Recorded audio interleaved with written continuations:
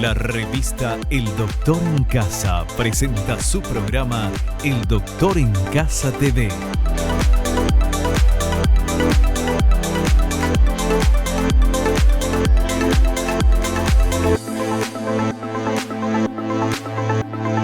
Con la conducción de Vivi Landó, El Doctor en Casa TV.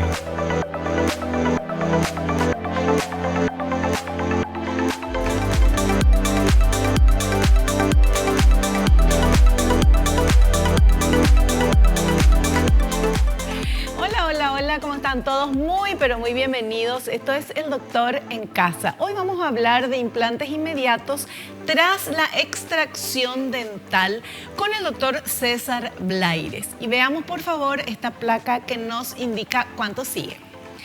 Se puede colocar implantes en el mismo acto quirúrgico de la extracción dental, es decir, se extrae la pieza dental y en el mismo lugar que deja el diente se coloca el implante. Al realizar el procedimiento es muy importante no fracturar las paredes del hueso alveolar, que es el que sostiene los dientes. Para esto se debe realizar una extracción cuidadosa. La gran ventaja de esto es que se reducen los tiempos de espera y de cicatrización. Bueno, y ese es el tema que vamos a hablar hoy, que nos va a explicar nuestro invitado. Él es odontólogo, máster en implantología oral avanzada por la Universidad de Sevilla, España. Realiza tratamientos de periodoncia, implantes suizos, cirugía oral, sedación consciente. Experto en casos complejos donde no hay hueso disponible. Está con nosotros el doctor César Blaires. ¿Qué tal, doctor? Bienvenido al programa. Todo bien, muchas gracias por invitarme. Un gusto tenerlo acá. Y de implantes inmediatos tras la extracción dental, Sí. a mí eso es genial, porque se saca y ¡pling! Ya se pone, ¿verdad? Claro, Así es. como estábamos hablando en nuestro programa, todos son técnicas novedosas. Esta técnica se empezó a utilizar en el año 2006. Justamente fue un brasileño, Novaes, hizo el primer metaanálisis. Y yo tuve la suerte, estaba en el primer año de mi máster en España y presenté justamente un trabajo, una comunicación oral en Madrid sobre este caso. Era un implante, una rehabilitación superior. Se le trajeron todas las piezas y se le colocaron justamente implantes monofásicos de la marca Microdent, MRT, un sistema que ya desapareció, no sé por qué, porque funcionan muy bien. Sí. Y se le hizo una provisionalización inmediata en la misma sesión. Y ese fue el caso que yo presenté. El 2006 se empezó a hablar de esto como una novedad. ¿Por qué se busca siempre innovar? Primero porque la técnica clásica era extraer los dientes, dejarle al paciente sin dientes con una dentadura completa 2 meses, después volver a abordar, a hacer otra cirugía y ahí volver a colocar los implantes. Siempre cuando pasan 2 meses, 3 meses se reabsorbe un 30%, 40% del hueso, con lo cual no tiene mucho sentido extraer y después volver a hacer la cirugía. Claro. Eso se fue evaluando. Y lo que se vio es que al hacer la extracción, primero el lecho está vascularizado, se acaba de extraer un diente, aunque tenga infección se limpia bien la zona y se puede colocar, salvo que tenga un quiste, un granuloma muy grande, sería una contraindicación muy difícil que pase, y se obtiene en la misma sesión colocar el implante. Inclusive en la zona anterior se le puede hacer una provisionalización inmediata y sale el paciente con un provisorio en la parte anterior, que es estética, obviamente. Todo eso se puede hacer. Esto es en el caso de extracción de dientes, no que una persona, no sé, se le cayó el diente por la enfermedad periodontitis, por ejemplo. ¿O sí? No, si se le cayó el diente normalmente sí, hoy se le cae, mañana hay una opción que se llama provisionalización tardía. Que puede ser ese caso o inclusive, implante inmediato por extracción tardío. Hasta 2 semanas se considera que se puede hacer. Pero realmente es una terminología teórica porque no tiene sentido. Si extrajimos el diente y esperamos 2 semanas, claro, ya no es inmediato. Claro. Sería tardío y habría que valorarlo. Cuando un paciente es periodontalmente, tiene un problema periodontal, la famosa piorrea, que es la periodontitis, y se le cae el diente, Ahí en ese caso habría que hacer una incisión y ver cómo está el hueso también, porque muchas veces hay que alegrar, primero limpiar, y a veces no está indicado colocar el implante en Ya. la misma sesión. Depende del caso también. Ya. O sea, el caso que vamos a hablar es cuando hay una extracción en consultorio y ahí mismo se pone el implante. Y cuando tenemos hueso alrededor, que lo hablamos, Claro. las 4 paredes están íntegras y entonces podemos colocar el implante.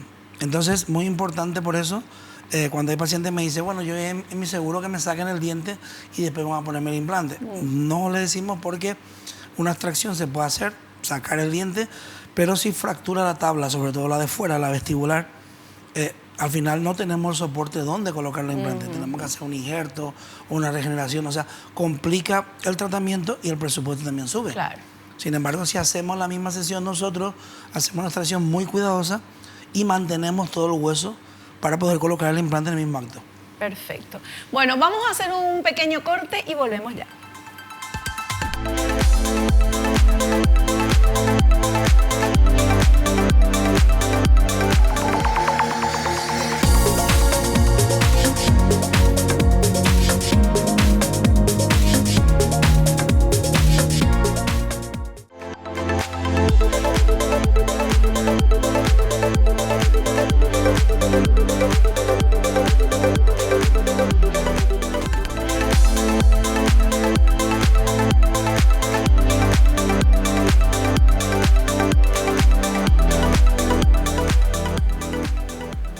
Continuamos hablando con nuestro invitado, el doctor César Blaires, odontólogo, máster en implantología oral avanzada por la Universidad de Sevilla, España, y él realiza tratamientos de periodoncia, implante suizo, cirugía oral, sedación consciente, experto en casos complejos donde no hay hueso disponible. Hoy hablándonos de los implantes inmediatos tras la extracción dental. Y vamos a ver, por favor, señor director, este material que habla de la ventaja principal de los implantes inmediatos. Ventaja principal de los implantes inmediatos. La tasa de éxito de los implantes post-extracción es la misma que esperando 2 meses después de la extracción para colocar los implantes, pero la gran ventaja es que se reducen los tiempos de espera y de cicatrización de tejidos blandos, ya que se hace todo el procedimiento en una sesión.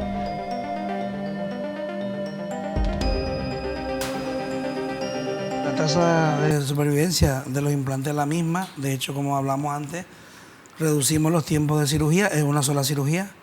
También vamos haciendo, al colocarle un provisorio inmediato, vamos modelando la papila, le vamos dando forma a la papila, que sería la encía, sobre todo en la zona anterior. Por ejemplo, aquí vamos a simular. Modelando la Sí, encía. eso voy a simular aquí para que vean. Vamos a suponer que aquí no hay un diente, lo acabamos de extraer Sí. y ahora colocamos el implante. Sí. Si se fijan, el implante está más apoyado en la pared de dentro, la pared palatina. No está apoyado en la pared de fuera, ni está en el centro. Sí. ¿Por qué? Porque cuando se hace una extracción, la pared de fuera, la pared vestibular, siempre se reabsorbe, estoy mostrando mal, ahí. La pared vestibular siempre se reabsorbe unos 2 milímetros de forma fisiológica, es algo natural. Ya. Al hacer la extracción, tenemos que colocar el implante más hacia atrás para apoyarnos en la pared de dentro, la palatina o la lingual, si en la parte inferior, y el gap que queda aquí delante, un espacio que queda, lo tenemos que rellenar, hacer una regeneración, o sea, ponemos hueso o del paciente o hueso bovino, porcino o equino, que venía preparado. ¿Por qué? Para frenar esa reabsorción. El mismo coágulo también ayuda a formar hueso y suturamos, hacemos la sutura, y si el paciente tenía el diente antes, le tomamos una medida, una impresión, y le hacemos ya un provisorio inmediato. Y se vaya el paciente con el mismo ¡Qué diente, fantástico! el mismo diente que tenía, la misma Claro, forma que tenía. claro. Pero siempre un poco más corto. Si se fijan, está más corto que el otro. ¿Por qué? Para que no haya presión directa sobre el implante ni sobre los tejidos blandos. Cuando hablamos antes de la papila, este provisorio, si se fijan, tiene una curvatura que asemeja al diente. No es plano, Sí. hay una curvatura. Entonces, el mismo provisorio va a modelar la encía, va a hacer que la encía adquiera esa forma y se va diseñando la papila. Esto, si se hace de otra forma, es muy difícil. Hay unos tornillos de cicatrización especiales. Es bastante complejo hacerlo individualizado. En cambio, se descubrió que usando este sistema es muy sencillo, predecible. Y si, por ejemplo, vemos que aquí en la unión la papila no es como nosotros queremos, quitamos el provisorio, lo rellenamos y le vamos dando forma, y la encía va siguiendo la presión que nosotros hacemos. O sea, como que le vamos indicando a la encía dónde tiene que ir, y queda perfectamente igual para que haya una simetría en la encía de los dos centrales, por ejemplo, que es muy difícil. Esta parte anterior es la que más estética buscamos y es bastante difícil. Haciendo este sistema conseguimos resolver ese problema. Doctor, y cuando en ese caso que se tiene que agregar hueso, ese es el hueso que viene en polvito y que se arma, que se prepara y se pone, ¿eso no tiene un tiempo de solidificarse, qué sé yo, no sé? Sí, siempre hay que esperar 2 meses, 3 meses, porque una cosa es una regeneración, que es rellenar solamente el espacio, y otra cosa es hacer un injerto. En este caso es rellenar, sí, nada más, por eso se hace el mismo día. Exactamente. Si tuviéramos que hacer un injerto, podemos hacer el injerto, podemos colocar el implante y rellenamos también, pero no podemos colocar la prótesis definitiva hasta que pasen 6 meses, hasta que el injerto se una realmente. Hay veces que no podemos colocar el implante porque el injerto muchas veces requiere de unos tornillos de osteosíntesis muy pequeños e interfiere justo en la posición del implante. Son casos, por ejemplo, de fractura. Tengo varios casos de pacientes, uno por ejemplo jugando al fútbol, le dieron un codazo y le partieron los 2 dientes, pero le partieron esta parte también. Entonces tenía una concavidad, como una curvatura, y eso hubo que hacer un injerto de hueso. Porque si colocamos los implantes a esa altura, van a ser un implante altísimo, pero sobre todo los dientes van a ser muy largos, van a ser horribles. Encima el paciente tendría sonrisa gingival, es decir, se le veía la encía. Con lo cual tuvimos que hacer un injerto, le colocamos los implantes, pudimos colocar los implantes en la misma sesión. Muchas veces el mismo implante, cuando colocamos el injerto, lo utilizamos como tornillo de osteosíntesis, pasamos a través de él y nos anclamos en el hueso. Son implantes de 18 milímetros, 20 milímetros, bastante largos. Y ya otra cirugía que se ahorra al paciente.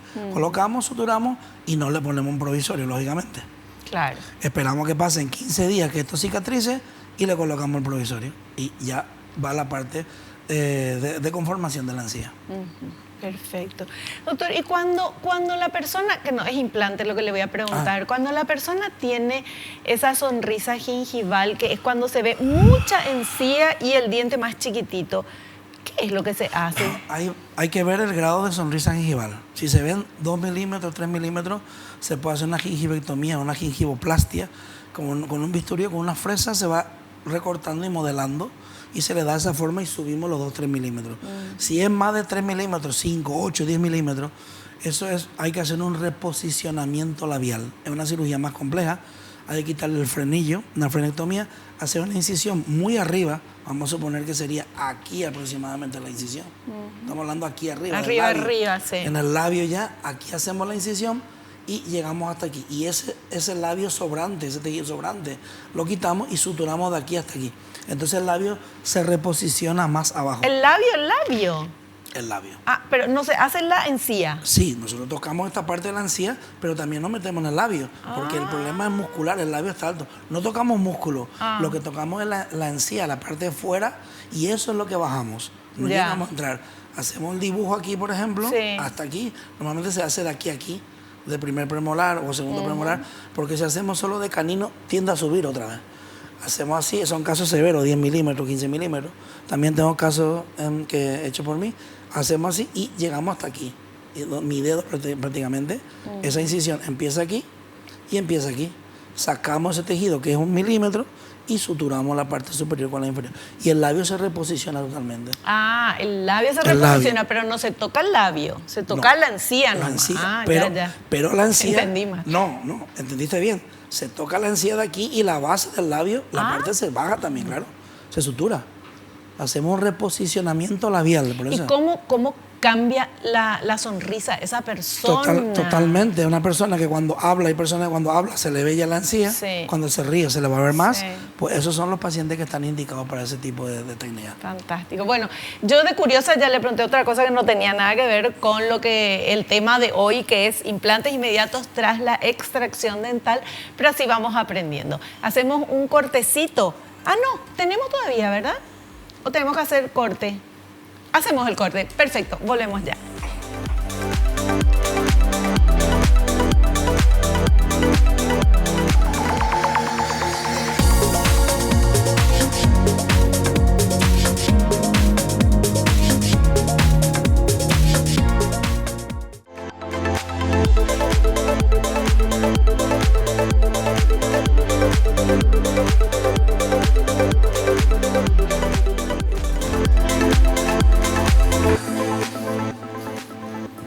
Continuamos, estamos hablando con el doctor César Blaires, él es odontólogo. Nuestro tema de hoy, implantes inmediatos tras la extracción dental.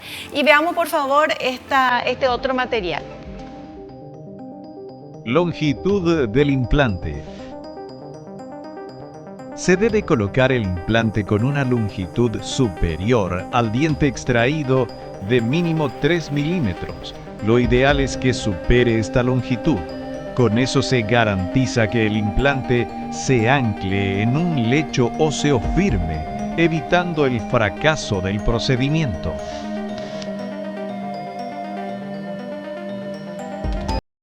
Correcto. Vamos a usar el mismo modelo.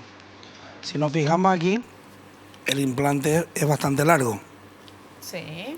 Siempre tiene que superarse mínimo 3 milímetros en longitud y en anchura aconsejable que ocupe también el mismo diámetro o un poco más, dependiendo del caso. ¿Por qué? Mínimo 3 milímetros si hay caso de una infección, un granuloma. Lo ideal es 5 milímetros o más. Con eso conseguimos que se ancle en un hueso macizo, firme, y ahí lo que se llama la estabilidad primaria. ¿Eso qué quiere decir? Cuando el implante se coloca, siempre tiene que quedar firme y con un torque, una presión de inserción ideal sería 50 newton. Eso nosotros lo medimos con una carraca dinamométrica, una carraca que nosotros cuando apretamos, la que nosotros tenemos de 30 newton, se dobla la carraca, ya no se puede apretar más, aunque uno quiera. Después está la otra carraca que es sin fin, que uno aprieta todo lo que quiere. Esa carraca dinamométrica nos va a determinar que el implante está insertado con un torque adecuado para poder hacer también la provisionalización inmediata. ¿Qué es carraca, doctor? Carraca es como una llave con la que se aprieta el implante. Normalmente a nosotros ya no usamos la carraca. Lo colocamos directamente con un transportador del implante y se coloca directamente con el motor, con lo cual el paciente no nota el crack, crack, que es lo que mucha gente nota. Dice que parece que me van a partir ahí, porque la carraca hace ruido. Claro. Y también se nota la presión, que uno va girando. Entonces esa sensación de la mano, con el otro no, con el motor, vamos colocando a una velocidad lenta, máximo 70 newton de velocidad, y va poquito a poquito entrando el implante. Eso no nota nada. El paciente no nota nada cuando se le coloca el implante. Perfecto, fantástico. Bueno, entonces de eso depende la longitud del implante y todo, ¿verdad? Cada caso es diferente, doctor. Cada encía, cada cantidad de hueso que se tiene, todo eso es lo que hace que usted decida, bueno, va a tener esta longitud, por ejemplo. Claro. Nosotros lo primero que hacemos siempre en la planificación, hay casos de urgencia que no podemos, por ejemplo, mandarle a hacer un TAC. Pero siempre tenemos radiovisiografía en el consultorio, con lo cual podemos medir la altura, la anchura, podemos hacer la simulación y vemos la longitud, por ejemplo, tiene 12 milímetros, pues tenemos que colocar un implante mínimo de 15. Y de diámetro tiene 3,5, colocamos un implante de 4,5 si vemos que hay suficiente espacio para poder colocar.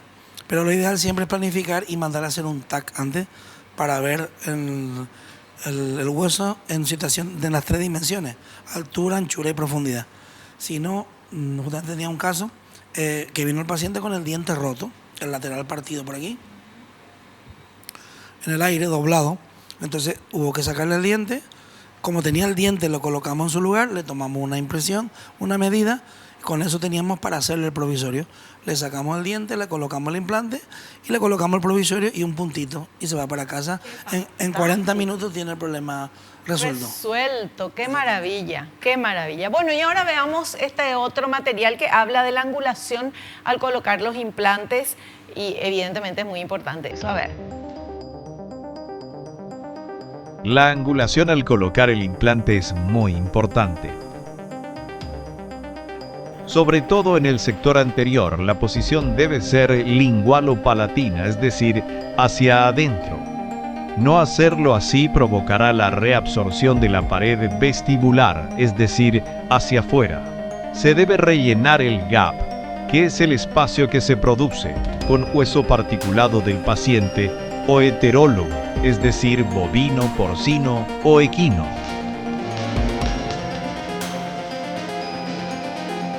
Se puede rellenar con huesos particulados del paciente o el heterólogo, que sería bovino, porcino, equino, que viene ya preparado. Dependiendo del gusto profesional, puede ser de 0,5 milímetros o de 1 milímetro de grosor el hueso. Yo prefiero siempre 2 milímetros, ocupa más espacio y se une mejor a la sangre también. Me gusta más lo compacto que queda. El otro es un polvo muy fino, parece como talco, no llega a ser talco, pero es muy fino y no compacta bien, no queda muy bien. En cuanto a la ovulación, lo que hablamos antes, es lo mismo. Siempre hay que tener en cuenta, vamos a suponer que aquí tuvimos que hacer lo mismo, pero en un molar. Si se fijan, en el molar está en el centro, no está hacia atrás. En un molar es totalmente diferente. Intentamos que esté en el centro. ¿Y eso por qué? Porque tenemos más hueso, tenemos más anchura ósea. Y sí es cierto que la tabla vestibular, la de fuera, también se reabsorbe, pero nosotros queremos que el implante quede lo que se llama el septo, que es el centro. Cuando queda, tenemos mucho hueso alrededor y es menos probable que fracase el implante también. Aparte queda mejor anclado, queda más estético porque está central y en un futuro tenemos que calcular las cargas que va a recibir. Si bien si ponemos el implante en la parte palatina también funciona, lo ideal es siempre colocarlo en el centro, en la parte posterior. ¿El hueso es más grueso en la parte de los molares que adelante o no? En la parte de los molares suele ser inclusive más fino. Ah, más fino. Sí, en la parte de delante, va a depender del caso, ya. Pero en la parte de los molares suele ser inclusive más fino. O sea, en general. En general, yo lo sé. En la parte superior. En la parte inferior, sí, en la parte posterior es muy duro el hueso. Y en la parte anterior, no gruesa media. Perfecto, perfecto. Bueno, y ahora vamos a hacer un pequeño corte y volvemos enseguidita.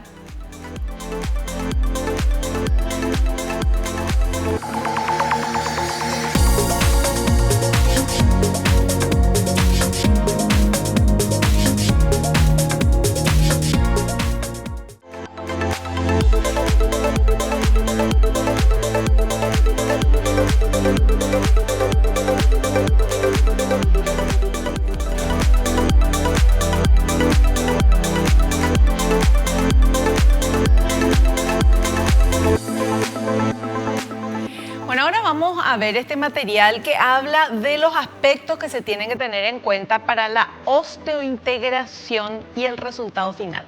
A ver, por favor. Aspectos a tener en cuenta para la osteointegración y el resultado final. Se debe limpiar el lecho óseo residual de cualquier lesión que pudiera haber, como granulomas o quistes. Si no se hace, influirá en la osteointegración. Tras colocar el implante, se puede poner un provisorio que vaya modelando los tejidos blandos. Así se consigue un aspecto natural de la encía.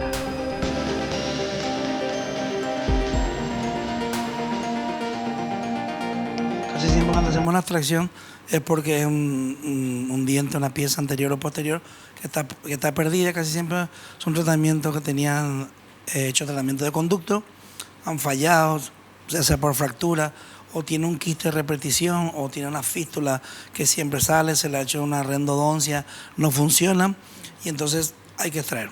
Entonces casi siempre tenemos que, por sistema tenemos que curetear, que limpiar el hueso residual, pero si ya vemos radiográficamente que tenemos que limpiar. Tiene una lesión, tenemos que ser más cuidadosos todavía porque puede influir en el éxito o no del implante. Perfecto. Bueno, y esto, ¿qué pasa cuando no hay esta osteointegración, doctor? Bueno, es muy raro que en un implante post extracción no se osteointegre, pero puede pasar. Sobre todo suele pasar en pacientes que mastican por ese lado antes de tiempo o son pacientes que tienen tendencia a no formar el suficiente hueso. Por eso decía antes que es muy importante la colocación del implante, la posición, para darle tiempo a que se forme ese hueso. Lo máximo que nosotros hemos tenido, y hemos tenido casos muy pocos, hasta 3 veces hemos tenido que colocarle el implante en la misma zona y la tercera vez funciona. Lo de la tercera vez va a la vencida, parece que sí. A veces en la segunda y a veces en la tercera. En el 98% de los casos, la primera siempre funciona.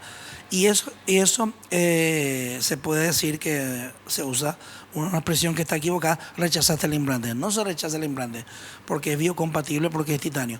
Solo que no se formó la osteointegración. O sea, el material que lleva el implante, que suele ser una superficie arenada, o sea, rugosa, para que se una los osteoclastos, que son osteoblastos, perdón, que son las células óseas, no se formó ese proceso. No se llegó a formar esta osteointegración y se forma una fibrointegración, o sea, un tejido fibroso, y el implante baila. Generalmente se ve rápido, a la semana, 15 días, ya el implante ya se mueve, entonces fracasa. Es raro que después de 1 mes, 2 meses fracase el implante. Puede pasar también, pero es muy raro. Entonces en esos casos se quita el implante, se limpia la zona, se ve si hay otra zona disponible para colocar el implante y se coloca, o se difiere la cirugía 1 mes o 2 meses y se vuelve a colocar. ¿Qué pasa si en el lugar que tiene que poner el implante hay infección? Pero cuando hacemos la extracción... Claro, hacen la extracción y está infectado. No, porque ya lo planificamos antes, con el TAC, con la radiografía. Por eso digo, siempre suele haber un granuloma, que es una bolsa fibrosa. Un quiste es más difícil. Si hay un quiste ya se pierde mucho hueso, porque el quiste es rígido y hay que enuclear, o sea, quitar hueso. Ahí no estaría indicado un implante inmediato por extracción. Estaría más bien un injerto, dejar que se una, que funcione, y después el implante. Si hay un granuloma, simplemente es quitar, limpiar y pasar el granuloma. O sea, si el implante, la raíz mide 13 milímetros, 15, y el granuloma siempre está en la punta de la raíz, pues tendríamos que irnos a 20 milímetros por lo menos. O si no conseguimos un implante tan largo, en anchura, que tenga donde agarrarse el implante. Perfecto, súper claro. Bueno, ahora sí, hacemos un pequeño corte. A la vuelta estamos con las consultas que ustedes quieren hacerle a nuestro invitado.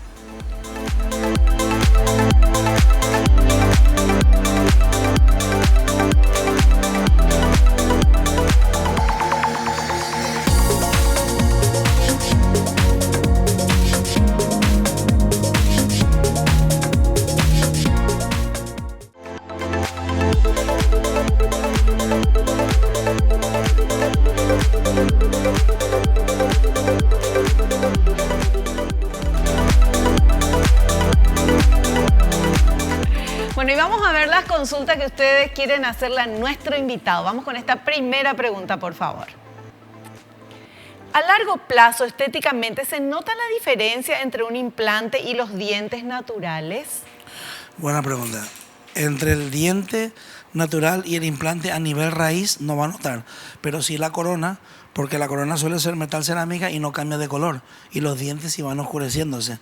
Entonces pueden notar que el diente del implante sigue estando más blanco, porque en su día tenía un color más blanco, y el diente fisiológicamente va cambiando de color y se va oscureciendo. Es la única diferencia. Se puede cambiar la corona y colocar algo que esté más acorde, o hacer un blanqueamiento también. Claro.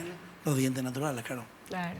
Y el tema de blancamiento, por ejemplo, cuando se hace el blancamiento, solamente se puede hacer en los dientes naturales. Solamente en dientes naturales, y el blancamiento externo solo en dientes que no tengan hecho tratamiento de conducto. Si tiene tratamiento de conducto, hay que hacer un blancamiento interno. Ah, qué interesante. Es diferente, sí. Qué interesante saber eso. Vamos con otra consulta. ¿Hay alguna circunstancia que no permita colocar implantes inmediatos luego de la extracción dental? Bien, eso creo que ya medio lo respondí antes. Solo si hay un quiste grande y tuvimos que nuclear el quiste y hemos perdido mucho hueso y tenemos que hacer un injerto, o si cuando el caso que mencioné antes de que jugando al fútbol se partió la tabla, vemos que no hay estabilidad suficiente, o el injerto no está bien, o dudamos en que el implante sea adecuado a poner, entonces no colocamos. Si por el contrario tenemos las 4 paredes o hasta 3 paredes, podemos hacer un implante inmediato por extracción. Pero la indicación fundamental es en la zona anterior. La zona posterior también se puede hacer, pero no es tan necesario, sobre todo el provisorio. En la zona anterior es el implante inmediato post extracción y el provisorio. Perfecto.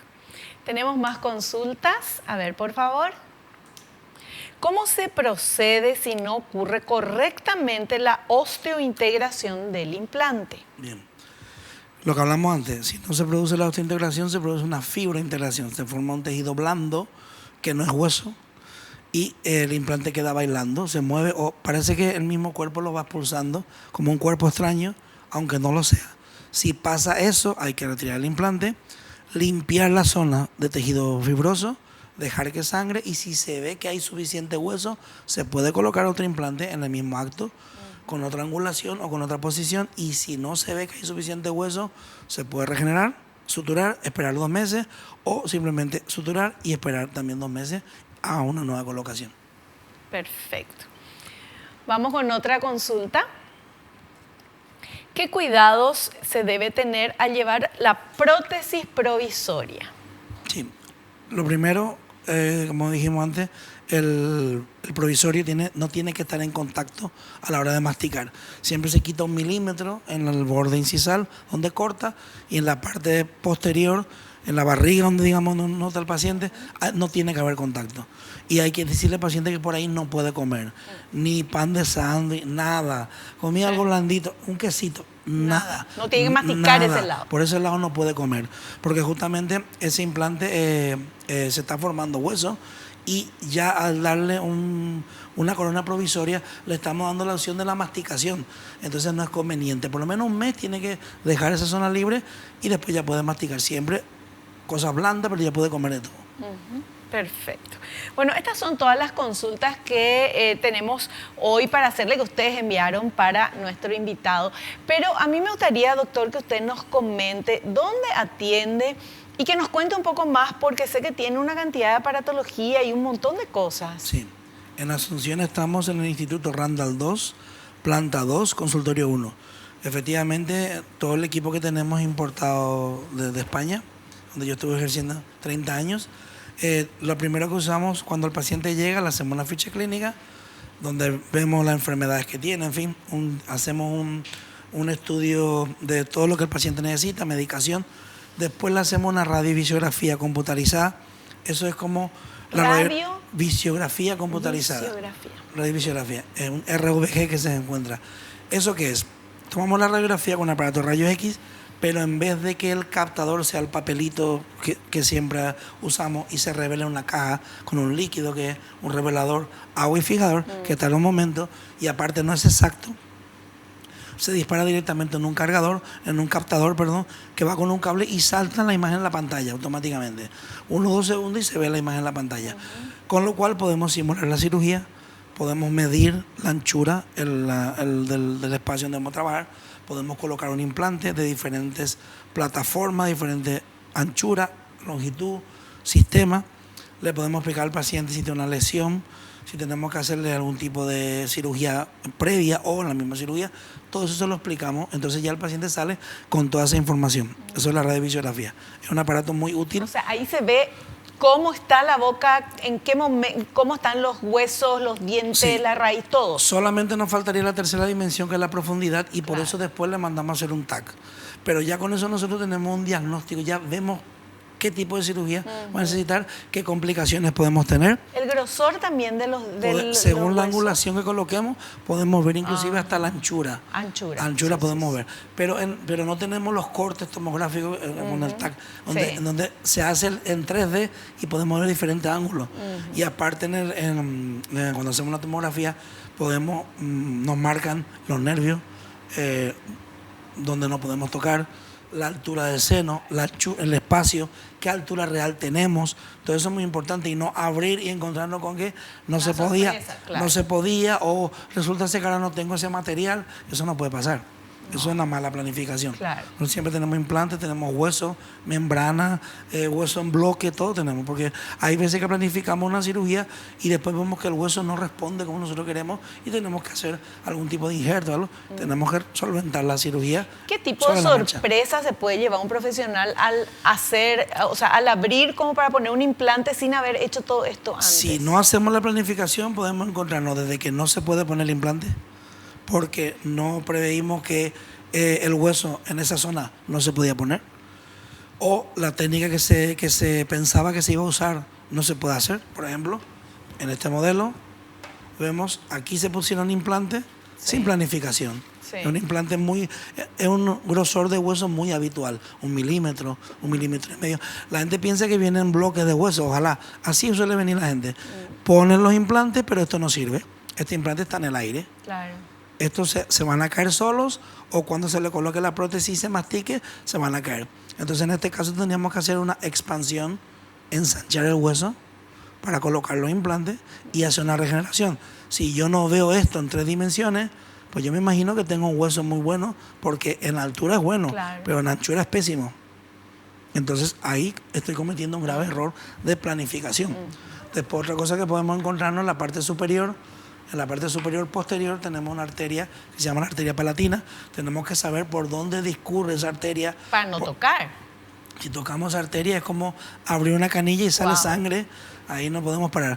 Nosotros tenemos un electrobisturí preparado para esos casos, y muchas veces también lo usamos para hacer incisiones en zonas donde sabemos que hay mucha vascularización, para que no sangre y para que podamos ver. Porque muchas veces al hacer tantos cortes cada vez sangra más. Claro. Y entonces tenemos que hacer otro corte. Esos cortes son los que normalmente en el postoperatorio producen inflamación, dolor, hacer tantos cortes. Siempre para prever también el tema del sangrado, le damos al paciente un medicamento coagulante antes de la cirugía. Claro, Entonces, porque uno cuando se corta la encía con, no sé, con alguna cosita, con una comida, con algo, sangra. La zona muy vascularizada, o sea, hay Claro. mucha sangre. Entonces siempre se le da. Hay pacientes que dicen, no, yo siempre me he hecho extracciones, nunca me ha sangrado. Pues justo si no le da, ese día sangra. Claro, ¿Qué hacemos? claro. Siempre en el 100% de los casos, aunque sea un implante, le damos. Y con eso tenemos un resultado magnífico. También hemos tenido a veces complicaciones con esa medicación, y así todo el paciente sangra de más. Tenemos inclusive medicación inyectable para colocarle al paciente si surge esa complicación. O sea, tenemos que estar preparados porque pueden surgir complicaciones aunque uno intente Y no hay prever nada todo. que se inyecte para que pare la sangre y ustedes puedan trabajar. Sí, eso digo, inyectamos directamente, se puede ah. inyectar directamente en la herida. Ya. Se puede inyectar. Si vemos que, primero lo que hacemos en la medicación previa, si vemos que sangra mucho, después de terminar la cirugía, hemos dado los puntos y sigue teniendo un sangrado, no una hemorragia, pero un sangrado Sí. que no es normal. Entonces lo que hacemos con una gasa, colocamos el líquido que va a inyectarle y lo dejamos ahí, que el paciente se quede mordiendo, apretando 5 o 10 minutos. Si ya para el sangrado no hacemos más nada. Si sigue sangrando, le inyectamos en la zona. Ya. Y con eso normalmente es suficiente. Claro, o sea, se tiene todo previsto para cualquier situación que pueda Cualquier surgir. eventualidad que pueda surgir, o como digo, pensábamos usar un tipo de membrana, por ejemplo una membrana de pericardio del corazón, que es normalmente porcina o equina, es mucho más gruesa, pero es muy buena también. Pero ¿qué pasa? A veces no cabe, o vemos que no vamos a poder usarla por la cirugía, no da. Usamos otro tipo de membrana más fina. Entonces tenemos que tener varias opciones según la Perfecto. cirugía. Súper claro, súper claro. Bueno, doctor, ahora sí, llegamos a la parte final del programa. Le queremos agradecer la presencia y lo esperamos en un próximo programa. Muchísimas gracias como siempre por la invitación. Muchas gracias. Nosotros nos despedimos hasta el próximo programa, si Dios así lo permite. Espero que te haya gustado, que hayas aprendido como lo hicimos todos aquí. Y no te olvides lo que te digo siempre, porque es cierto. Naciste para ser feliz. No te conformes con menos. Chao, chao.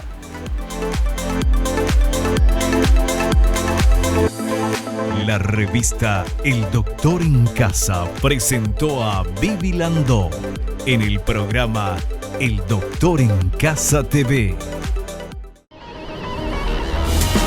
Fue una realización de Alicante.